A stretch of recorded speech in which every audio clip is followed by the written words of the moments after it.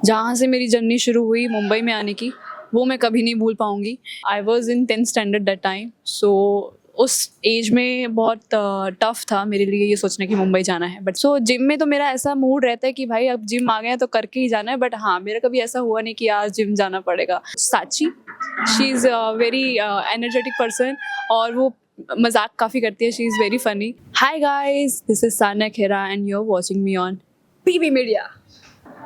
अगर आप समय में पीछे जाकर अपने यंगर वर्जन को कुछ एक्टिंग के टिप्स दे सकते हो तो वो क्या होगा? यार जब मैं जाऊंगी तो मैं बता सकती हूँ। अगर होता है ना कि काश मैं अपने यंगर वर्जन को ये समझा सकती कि यहाँ से कुछ चीज़ें जो हमने गलतियाँ अभी हमको रियलाइज होता कि हमने गलत किया है, अगर वो टाइम पे हमको रियलाइजेशन हो जाता तो हम शायद सुधार सकते थे। हाँ बट ऐसा नहीं है कि मैंने मतलब मैं यंग ही हूँ और मेरे से भी यंग एज को अगर मैं कुछ बताऊँ तो मैं यही बोलूँगी कि अगर इस फील्ड में आपको स्टेप रखना है तो आप सबसे पहले अपने ऊपर काम करें, अपने आप को फिट रखें और कम्युनिकेशन स्किल्स पर ध्यान दें। अपने थिएटर ज्वाइन करें अगर आपको एक्टर बनना है। थिएटर पहले स्टेप रखें और फिर मतलब जैसे जो आप कोई भी स्किल्स आपको लगता है कि this is right for me, उसके लिए आप आगे बढ़ें। और मैं चाहूँगी कि जो आपके शौक़ है वो पूरे करें एंड एक चीज़ में ना रहें। होता ना कि काफ़ी हाँ, एक ही डायरेक्शन चूज़ करते हैं कि नहीं मुझे जाना तो नहीं, बट अलग अलग स्किल्स आप ट्राई करें, आप एक्सप्लोर करें कि मैं और क्या कर सकता हूँ।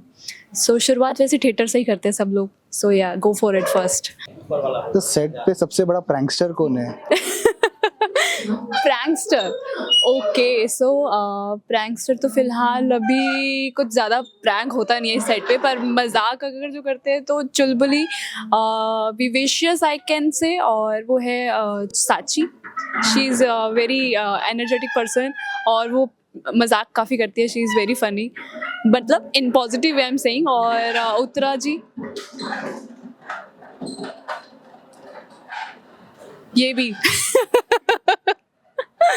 और काफ़ी मज़ा आता है सेट पे जब ऐसा कुछ मजाक हो जाता है। प्रैंक अभी तक इतने ज़्यादा नहीं हुए हैं, बट हाँ साची और उत्तरा जी बहुत एनर्जेटिक है। कभी कभी मैं भी मजाक कर लेती हूँ यार, बट हाँ बट सबसे इतना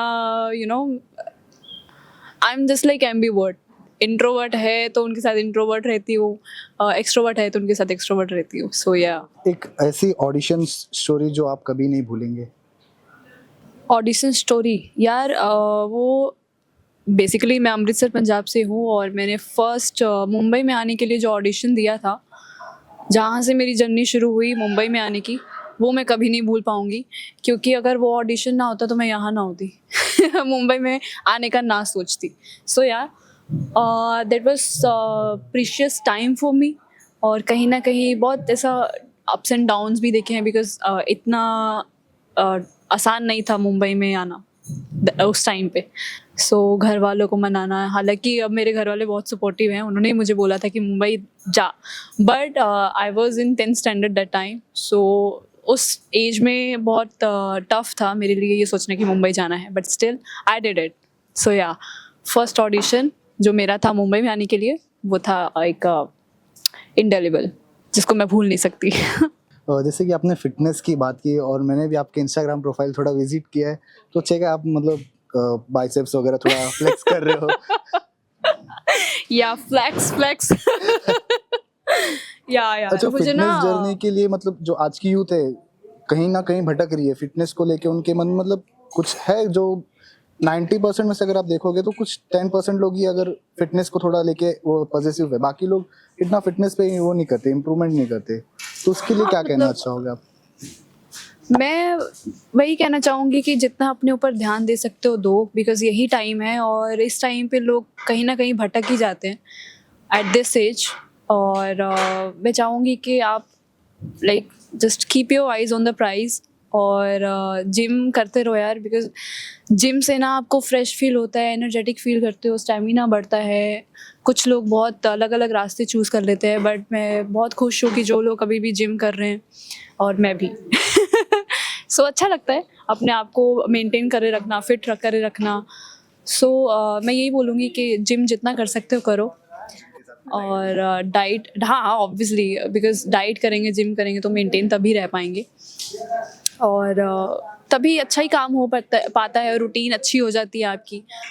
सो या जो नहीं करते हैं उनके लिए मैं कुछ नहीं बोल सकती हूँ, बिकॉज उनका अलग पॉइंट ऑफ व्यू है अपनी लाइफ को जीने अच्छा, का. कभी ऐसा हुआ है कि पूरा दिन शूट है, हेक्टिक हो जाता है, नेक्स्ट डे मॉर्निंग में आपको जिम जाने का मन ना करे, फिर भी जाना पड़ता है फिटनेस को लेकर? हाँ, बिकॉज मेरा कभी मन में ऐसा आया ही नहीं यार कि मुझे जिम जाना पड़ेगा, बिकॉज काम के बाद मेरी रूटीन बन चुकी है कि जाना ही जाना है, और मैं जाती हूँ आफ्टर पैकअप. सो जिम में तो मेरा ऐसा मूड रहता है कि भाई अब जिम आ गए हैं तो करके ही जाना है. बट हाँ, मेरा कभी ऐसा हुआ नहीं कि यार जिम जाना पड़ेगा. मेरे लिए तो अच्छी बात ये है कि मैं जिम जा रही हूँ और मुझे टाइम मिल रहा है. कभी टाइम नहीं मिलता है तो जिम के अलावा फिर मैं कहीं और रनिंग करने चली जाती हूँ, पहले ही मुझे यू मे पता अगर कॉल चल जिम जाए. Is a therapy centre. या ऑफ कोर्स, क्योंकि आप मेंटली आपको सही रहना पड़ता है जब आप जिम करते हो. जब तक आप मेंटली सही नहीं हो तो आप जिम नहीं कर सकते हो. तो आसपास आपकी पॉजिटिविटी रहनी चाहिए. आप चिल मोड ऑन रखो अपना और जिम करते रहो, काम करते रहो, फिर आपका माइंड भी शार्प रहता है. So keep going and keep doing.